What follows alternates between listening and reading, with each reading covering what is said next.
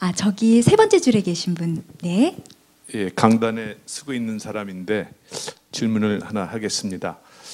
그 책을 읽다 보면 대법관께서 읽으시는 책들이 굉장히 인간의 본질에 대한 어려운 책들을 갖다가 지금 읽으신 것 같은데, 책을 읽다 보면 한 발도 못 나아갈 때가 있거든요. 그럴 때 어떻게 대처를 했는지, 또 그리고 상당히 보니까 뭐 어려운 불어 이 원서들인데 원서를 읽으셨는지 아니면 번역본을 읽으셨는지. 번역이 잘못된 게 하도 많아서요. 네. 아, 예. 아까 한 발짝도 못 된다는 건 그 책 속에서? 그럼 네.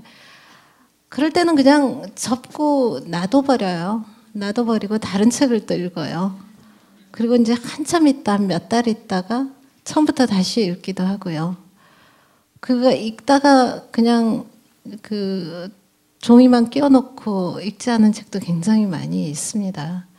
의무로 막 끝까지 읽는다거나 뭐 그런 생각은 안 해요. 안 하는데 언젠가 생각이 나면 다시 꺼내서 읽게 되고요. 근데 열심히 읽은 책인데 나중에 하나도 생각 안 나는 경우도 굉장히 많습니다. 그러니까 너무 강박적 책 읽기는 할 필요가 없는 것 같아요. 오히려 역효과가 나는 것 같습니다. 저 잘 아는 어떤 그 여자 선배가 책을 굉장히 많이 읽는 걸로, 그분도 유명하신 분이에요. 근데 그 집에 갔는데 침대 딱 머리맡에 책이 한 이렇게 다 조금씩 접혀져 있는 게 한 뭐 8권, 10권 이렇게 있는 거예요. 그래서 우리는 보통 침대맡에 읽고 있는 책 한 권을 딱 두고 있잖아요. 근데 왜 이렇게 하느냐 했더니 읽다가 지루하면 다른 책을 읽고 읽다가 지루하면 다른 책을 읽는다는 거예요. 그래서 아, 이것도 책을 많이 읽을 수 있는 좋은 방법 중에 하나구나 라고 느꼈던 적이 있죠. 이 부분도 좀 참고하셨으면 좋겠어요. 또 질문 있으신가요? 제가 이제 네, 죄송합니다. 저희가 중앙에서 주로 많이 질문을 받아서 이번에는 저쪽으로 한번 갔다가 다시 올게요. 네, 저쪽에 계신 분께 마이크 전달해 주세요. 안녕하세요. 네, 안녕하세요. 예, 말씀 감사했습니다. 저기 초등학생 딸이랑 왔는데 만화책도 읽히는 게 좋다 그러니까 되게 좋아하네요. 그 요즘 그러니까 다독하는 거를 많이 이렇게 자랑 삼아 얘기하는 사람도 많고, 근데 저 같은 경우도 이제 책을 많이 읽으려고는 하지만 사실은 책 고르기가 힘들어서 책을 못 읽는 경우가 더 많거든요. 그래서 손쉽게 잡다 보면은 결국에 또 처세술 책이 되는 경우도 많고, 또 아까 말씀하셨듯이 자기 수준보다 좀 낮은 책을 봐야 처음에 접하기가 쉬운데 어떤 게 나보다 내가 볼 수 있는 것보다는 더 쉽게 볼 수 있는 책인지를 잘 모르는 경우가 되게 많아요. 그래서 보통은 책을 어떻게 고르시는지가 되게 궁금합니다. 그 얘기를 하시는 분이 참 많더라고요. 어떻게 고르냐. 근데 그냥 책을 낳고 그 책이 또 책을 낳는 건데요. 저는 그 일간 신문의 책 소개를 일주일에 한 번씩 하죠. 그걸 열심히 읽습니다. 읽고 싶은 책이 있으면 스크랩을 해놓거나 메모를 해놓습니다. 그리고 저는 아직 굉장히 아날로그적 인간이라 책방에 가서 책을 봅니다. 넘겨봐가지고 흥미가 가면 읽고요. 사서 읽고요. 아니면 뭐 집에 와서 인터넷으로 주문해서 읽고요. 어떤 때는 책을 너무 많이 사가지고 그 책방에서 바로 붙이고 집으로 오기도 합니다. 너무 무거워가지고. 실물로 하긴 하는 편이고요. 그래서 그 책이 어느 책을 읽었더니 이 주제에 관해서 조금 더 읽고 싶다 그러면 이제 좀 검색을 해보거나 그 주변에 그 책에 대한 해설을 좀 찾아가지고 그러면 이 책에서 더 나아가면 이게 있네. 그래서 이제 그 책을 사서 읽고 이렇게 투자를 좀 하는 편입니다. 그 책을 고르는데 시간도 쓰고 자료도 좀 찾아보고 그런 노력을 좀 하는 편이죠. 그 보니까 사실 아직 책 읽기의 즐거움을 모르시는 분들에게는 나에게 흥미를 줄 수 있는 책 한 권을 딱 고르는 그 작업이 참 중요한 것 같다는 생각이 들어요. 사실 말씀하셨던 것처럼 책을 읽다 보면 책 속에 책의 이야기가 나와서 그 책을 찾아보게 되기도 하고, 책 속에 어떤 작가의 이름이 나와서 그 작가의 책을 찾아보기도 하고, 그 작가의 책이 괜찮아서 그 작가의 모든 전편들을 다 찾아서 읽어보게 되고, 이러면서 책이 책을 낳는다는 표현을 하신 것 같아요. 그래서 여러분들도 말씀하신 것처럼 여러분들이 누가 읽어서 이 책을 꼭 읽으라고 했다든지 아니면은 베스트셀러에 꽂혀 있는 책이어서 꼭 읽어야 한다든지 하는 그런 강박 말고 여러분들이 직접 책방에 가셔서 표지도 보시고 안에 내용도 보시면서 내 마음에 쏙 드는 거, 흥미가 있을 것 같은 그 책 한 권으로부터 다독을 시작하시기를 바랍니다. 또 질문 있으신가요? 예, 여기 두 번째 줄에 계신 분께 마이크 전달해 주세요. 질문이 너무 많죠? 예, 안녕하세요. 강연 잘 들었습니다. 네. 예, 그 설명해 주시는 것 중에서 이제 뭐 그 지식에 대한 욕구나 그런 것 때문에 뭐 타인의 삶이나 뭐 세상에 대해서 좀 알기 위해서 독서를 많이 하셨다고 하셨는데, 그러면 실제 판결 같은 걸 하실 때 그래도 이런 전후 사정을 봤을 때 이런 식으로 하는 게 맞지만은 그냥 법상으로 나와 있는 거나 아니면은 꼭 이거는 기계적으로 이렇게밖에 뭐 판결할 수밖에 없어서 그렇게 갈등 같은 것도 꽤 있으셨을 것 같은데 뭐 그런 경험 같은 게 있으면 좀 듣고 싶습니다. 그런 경험은 판사들이 일상을 하는 경험입니다. 도저히 정말 사정이 딱한 건 아는데 법률적으로는 어떻게 해줄 수가 없는 게, 예를 들어서 뭐 이 소송은 뭐 몇 년 이내에 소송을 제기해야 된다라고 딱 못 박혀 있는데 그분이 딱 하루 넘겨서 소송을 제기했다. 그럼 그냥 할 수 없거든요. 그런데 정말 내용으로는 정말 거기 그 접수인을 변조해서라도 정말 구제해주고 싶지만 사실 그럴 수는 없는 거거든요. 그런 거는 굉장히 많이 있고요. 어떤 경우엔 최대한 그런 구제해주기 위해서 해석을 최대한 이제 선회해서 하는 경우도 많이 있고요. 아무리 해도 안 되는 경우는 어쩔 수가 없고요. 그런 경험은 뭐. 네, 늘상 있는 경험이라고 말씀해 주셨어요. 질문 있으신가요? 저기 예, 제일 먼저 손 들어 주셨는데요. 검은색 옷을 입으신 분으로 보이는데요. 예, 안녕하세요. 예, 안녕하세요. 오늘 너무 그러니까 강의를 들었는데 생각을 많이 할 수 있는 말씀을 많이 해주셔서 너무 감사하고요. 저는 책을 읽을 때 그 당시에 되게 꽂힌 분야에 대해서 집중적으로 읽는 편인데, 저는 질문이 되게 간단한데 가장 최근에 읽은 책이 무엇인지 정말 궁금하고 거기서 얻은 건 어떤 느낌이신지 알고 싶습니다. 가장 최근에도 여러 권을 동시에 읽었는데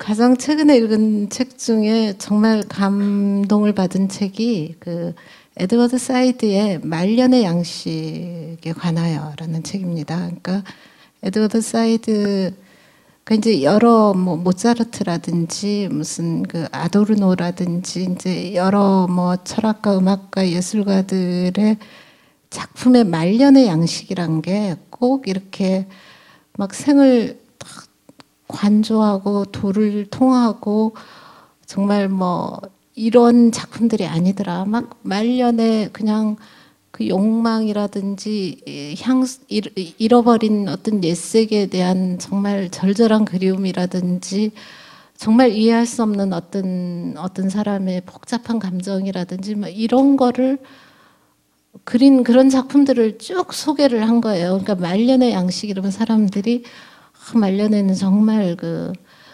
평온하고 이 삶에 대해서 다 깨닫고 꼭 그런 게 아닌 정말 정말 왜 이런 작품을 말년에 냈을까? 왜 모차르트가 냈을까? 왜 마지막에 이런 걸 썼을까? 이런 거를 이제 에드워드 사이드가 굉장히 쉽고 재밌게 쭉 풀어가고 있는 책이에요. 전 너무 감동을 받았고, 예, 그래서 젊은 분들은 조금 이해가 안 될지 모르는데 한 50대 이상은 꼭 읽어보면, 예술에 대한 좀 관심 많은 분들은 읽어보면 감동을 받을 것 같습니다. 네, 고맙습니다. 질문 또 받을게요. 지금 너무 많아서 어떡하지? 큰일 났네. 죄송합니다. 저 뒤에 계신 분인데 먼저 듣고 기회 드릴게요. 네, 안녕하세요. 말씀 잘 들었습니다. 제가 궁금한 건 간단한 건데요.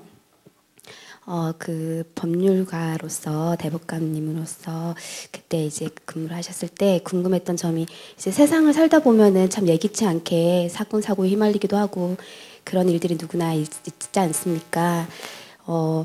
저는 요즘에 이제 권선징악이나 인과응보 이런 부분에 대해서 생각을 하게 되는데 주변의 얘기를 들어보면은 착하게 살면은 손해를 많이 보고 좀 뭐라 하죠? 좀 이기적으로 살아야 되고 착한 게 사는 건 오히려 좀 어리석다는 생각들이 주변에 좀 많이 팽배하거든요. 그렇게 하다가 또 오히려 법률적인 문제에 휘말려기도 해서 오히려 진짜 나쁜 의도가 아니거나 아니면 좀 자신이 이제 그냥 잘못한 것이 아닌데 판결 같은 게 오히려 몇 년 동안 고생을 한다거나 판결이 좋지 않은 쪽으로 나서 오히려 억울한 일을 당하는 경우도 주변에 있을 수 있다고 생각합니다. 그런 거에 대해서 어떻게 생각을 해야 될지 혹시 어떻게 자기 자신을 위로할 수 있을지 좀 말씀을 듣고 싶습니다. 감사합니다. 그러니까 재판이란 건 원고하고 피고가 있으니까 원고를 이기게 하면 피고가 그래 내가 꼭 져야 돼서 졌어 이렇게 말씀하시는 분도 있지만 받아들이지 못하는 분이 굉장히 많은 퍼센트가 있습니다. 반대의 경우도 마찬가지고요. 그러니까 또 길 가다가 정말 불의의 사고를 당할 수도 있고 뭐 굉장히 예측할 수 없잖아요. 운명이란 걸. 그러니까 그거를 자기가 어떻게 받아들이는 방식의 문제인 것 같아요. 자기 스타일로 이제 받아들여야죠. 삶을 살아가야 하니까. 그러니까 이제 그걸 나름대로 받아들이는 노력. 뭐 세상을 전부 다 긍정하고 뭐 이런 식으로 다 받아들일 수는 없을 것 같아요. 그에 대해서 굉장히 절망하기도 하고 그렇지만 또 이겨나가고 그런 식으로 사람마다 다 색깔이 다르고 아까 체스터튼 얘기했지만 그 집마다 다 똑같이 생긴 집이지만 그 속에 일어나는 일들은 다 다른 것이고 그걸 자기 나름대로 어느 순간이 되면 자기 인생을 받아들일 수 있게 된다면 괜찮은 것 같아요. 그걸 못 받아들이면 나이가 드시고 뭐 가족들이 늘어나고 해도 굉장히 끝까지 괴로워하시는 분들도 있는데 그거를 어느 순간 이게 무슨 무조건 뭐 저항하지 말고 뭐 순응하라 이런 뜻이 아니라 그 삶이란 걸 자기 방식으로 받아들이는 것 그런 길을 찾아가게 되는 것 같아요. 그게 약간 성숙해지는 것이다. 그런 생각이 들고요. 네, 되게 많은 분들이 공감하실 만한 질문이었던 것 같아요. 요즘 같은 세상에서는 조금 더 약삭빠르게 조금 저 사람 좀 착한 사람이야 이런 얘기 들으면 그게 오히려 흉이 되는 세상에 살고 있는 것은 아닌가. 그래서 내가 조금 더 내 이익을 챙기고 약삭빠르게 그렇게 살아야 되는 것은 아닌가에 대한 고민을 하고 계시는 분들도 많이 계셨을 것 같은데 거기에 대해서는 제가 답을 제대로 못한 것인데 우선순위인 것 같아요. 그러니까 그렇게 막 계산을 해서 뭘 이제 조금 이익을 얻는 것과 그냥 그 부분을 좀 생각을 닫고 다른 일을 함으로써 또 다른 이익을 얻을 수도 있는 거죠. 예를 들어 법정에서 원고하고 피고가 굉장히 싸우는데 제가 그렇게 말한 적이 있어요. 원고는 연세가 굉장히 많은 분이고 피고는 굉장히 젊은 분이었어요. 그래서 제가 누구 말이 옳은지 나는 정말 모르겠다. 당신들 두 사람 얘기가 다 너무 다른데 근데 두 분은 진실을 알 거다. 근데 나는 모르겠다.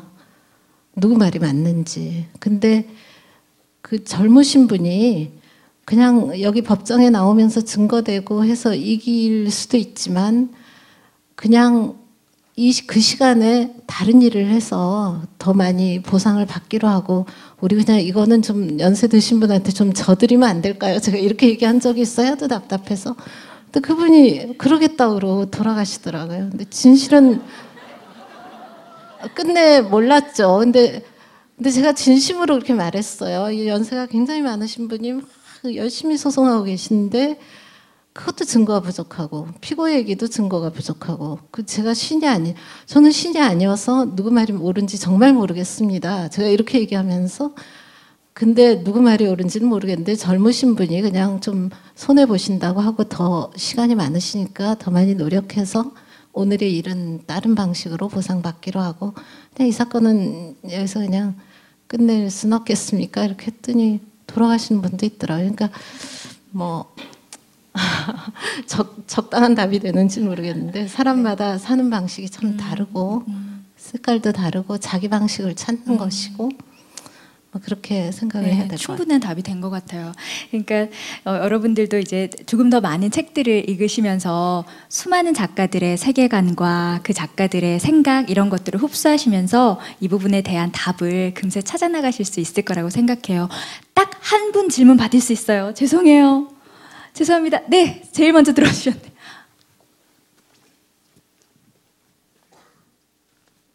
네, 안녕하세요. 마지막 기회를 잡으셨습니다. 예, 감사합니다. 책을 워낙 많이 읽으셨다고 하니까 혹시 개인적으로 생각하기에 다른 판사들과 달리 판결문에서 그런 게 나타나는지, 그러니까 개인적으로 생각하기에 자기가 다른 판사들보다는 자신이 생각하기에 다른 판사보다는 판결문을 더 잘 쓴다고 생각하는지, 유려한 문장이나 뭐 문장력이나 그런 게 처음 궁금하고요. 그다음에 두 번째는 심지어 두 개야. 오늘 오후에 모든 인터넷 서점들이 마비됐는데 저희 다 책 좋아하는 사람들이 가장 적인 도서 정가제가 시행되는데 그거에 대해서 어떻게 생각하시는지 꼭 묻고 싶습니다. 근데 책을 많이 읽는 거하고 글을 잘 쓰는 거하고는 또 다르잖아요. 책을 안 읽는데 글을 잘 쓰시는 분들도 꽤 있더라고요. 그리고 책을 많이 읽으면 글을 또 못 쓰게 돼요. 왜냐하면 남들이 너무 잘 쓴 글만 읽으니까요. 자기 글이 너무 초라해져가지고. 그리고 사실 판결은 뭐 그런데도 좀 제가 그렇다는 게 아니라 객관적으로 문장력이 좋은 사람이 판사하기가 좀 편해요. 문장력이 전혀 없는 사람보다는. 아주 그렇긴 하고요. 저는 뭐 남들보다 도드라지게 문장력이 뛰어난 판결을 한 것 같지는 않습니다. 않고요. 그냥 굉장히 평이하게 한 것 같고요. 도서 정가제 때문에 저도 어제 밤늦게까지 인터넷으로 막 주문했어요. 그런데 잘 모르겠는데 저도 막 제가 좋아하는 책은 사서 읽는 게 아주 대학 때부터 습관이 됐는데 그때 이제 아르바이트 하면 월급 받으면 책을 한꺼번에 막 10권씩 20권씩 사갖고 집에 가서 이제 읽는 게 너무 좋아서 그 습관을 가지고 있는데 우리나라 책이 다른 나라 책에 비해서 책값이 조금 싼 편이고요. 도서관을 좀 덜 활용하는 편이에요. 다른 나라들은 뭐 잘 모르겠는데 제가 런던에 한 5개월 묵었던 적이 있는데 모든 책을 거의 다 도서관에서 빌려서 읽고 그 도서관마다 좋은 책들을 많이 갖추고 있고 그런 것 같아서 그래서 작가들을 생각하면 책값이 좀 오르는 게 좋은 것 같고 이제 적정한 가격으로 한다면 정가제가 좋은 것 같아요. 이제 예전에는 할인할 걸 예상해서 정가를 더 높이 매겼다면 혹시 그러면 정가제를 계기로 좀 책값을 좀 적절하게 다운시켜주면 저같이 책에 돈을 많이 쓰는 사람들은 좀 도움이 될 것 같다. 이 정도 생각밖에 못했습니다. 네. 감사합니다. 아니 정말 왜 이렇게 강연이 있을 때는 보통 요런 질문들을 좀 하시겠구나라고 예상되는 질문들이 있거든요. 정말 벗어나셨어요. 감사합니다. 덕분에 재미있는 질문으로 마무리가 됐어요. 교수님이 강연 중에 말씀하셨던 나의 영혼을 뒤흔든 책 여러분은 만나셨나요? 저는 아직은 만나지 못한 것 같아요. 저도 앞으로 좋은 책 많이 읽으면서 제 영혼을 뒤흔드는 책을 빨리 만나고 싶습니다. 여러분에게도 그런 기회가 오기를 바라고요. 오늘 멋진 강연 보여주신 김학란 교수님께 다시 한번 박수 부탁드릴게요. 감사합니다.